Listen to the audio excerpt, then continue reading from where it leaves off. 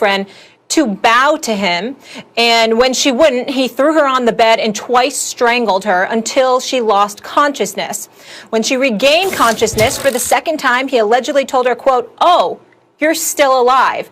The woman fled into a bathroom and called 911. She told police that Wheeler is bipolar and had not been taking his medicine recently. Wheeler was jailed, released on bail, and charged with multiple felonies. Wheeler tweeted an apology to the victim, blaming it on a manic episode, adding that he was walking away from football to get help. The NFL says the incident is under review. Wheeler's contract with Seattle was up, and he will not be returning, per a team source. Max, I'll start with you. Your reaction to the handling of this situation by the Seahawks. Well, I mean, it's about time that the NFL reacts immediately and, in a strong way to this issue. But this issue is actually cuts along two lines, it seems to me. There's the obvious gender issue where you're talking about domestic violence. And if you've seen the pictures of her face, it's very disturbing. She looks badly beaten. And then there's also a racial component because he's a white man and she's a black woman. So there are two components here, which both, considering what's underneath it, he told her to bow to him. If that is true, then the white man is through use of physical threat and then violence, insisting on the black woman bowing to him. That is going to touch a nerve. So there's the obvious physical crime, which looked brutal, based on what I've seen. And then there's the dynamic I just mentioned. Now, the idea that he is bipolar, that is real. I've lost someone very close to me because someone had a bipolar episode. But that doesn't mean they're not responsible for their behavior. That person's in jail right now. And if you, and he should have been on his medication, the fact that she reported that he's bipolar and he wasn't means she understood that that's a real thing. But that's different than saying he doesn't need to take responsibility. And responsibility is not simply saying, I apologize, and now I seek help.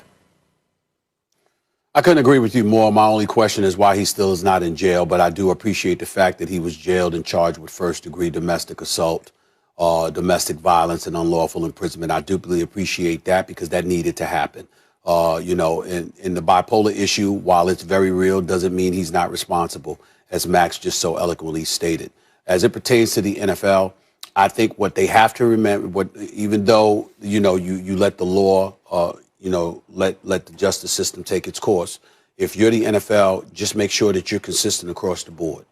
Because the racial component definitely comes into play when people see a white male and then you've been released from jail, but obviously you've got charges against you, and that has to be dealt with. But we also want to make sure that the NFL is consistent in terms of how it exacts ramifications against such heinous acts. And I have no doubt that they will be. I have complete faith that the NFL will treat this situation like they would treat any situation. Definitely in this day and age, there's no question about it. But there's really not much to say about this other than it's incredibly sad. It's very, very disturbing. If you saw the photos of her, which I saw about a couple of hours ago, I hadn't seen the photos until a couple of hours ago, Molly, when you texted to me, it's very, very disturbing. Yeah. I mean, he beat up.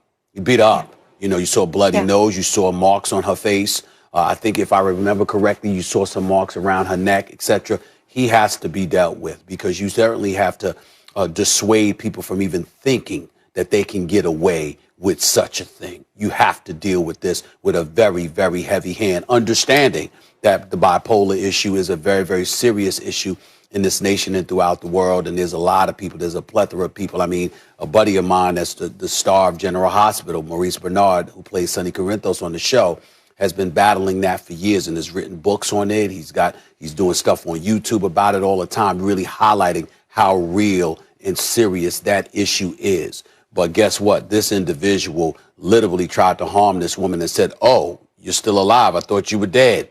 My God, that implies you tried to kill her intentionally. He's got to be dealt with. He has to be dealt with. Yeah.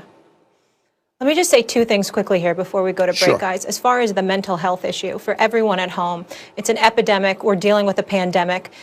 Get help. If you need help, get help, ask for help. That shows strength. I implore you to do that if you're dealing with any type of mental health issues. And I'm talking to the people at home that are in the perpetrator position, also dealing with this pandemic. We all want to stay safe. I'm pretty much a hermit, as you guys know. But domestic violence issues, addiction issues, suicide rates have absolutely skyrocketed as people have been forced to kind of be locked down in their homes, obviously for the greater good. With that, I want to say to anybody that's dealing with domestic violence at home, there is a hotline. It's called 1-800-799-SAFE. Again, 1-800-799-SAFE. It is anonymous. You can call them and they will come up with a safety plan to get you into a safe situation and support you through this matter. So if you're dealing with this kind of issue, there is help. Please call. And also if you're dealing with mental health. So many are suffering right now.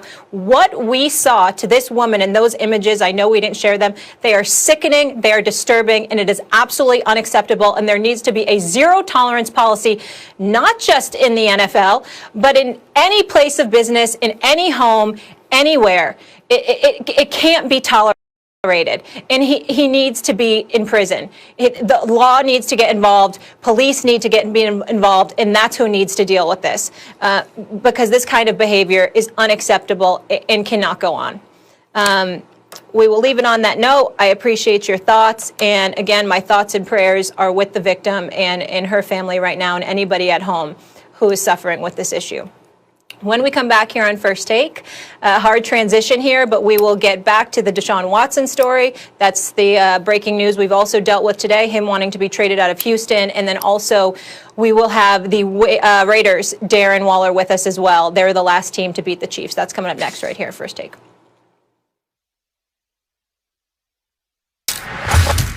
Good morning and welcome into First Take. We have breaking news. This just in, according to our Adam Schefter, Texans quarterback Deshaun Watson has officially requested a trade. This comes on the heels of Houston hiring a new head coach yesterday, David Culley, who is formerly with the Baltimore Ravens. Stephen A., Max, good morning. Good morning. Let's just dive right into this, fellas. And Stephen A., I'll start with you. What do you think of Deshaun Watson officially saying that he wants out and putting it on the record? I think it's long overdue. I would have liked to have seen him do it earlier, but this is good enough. We understand it. From the days of Bill O'Brien and some of the decisions that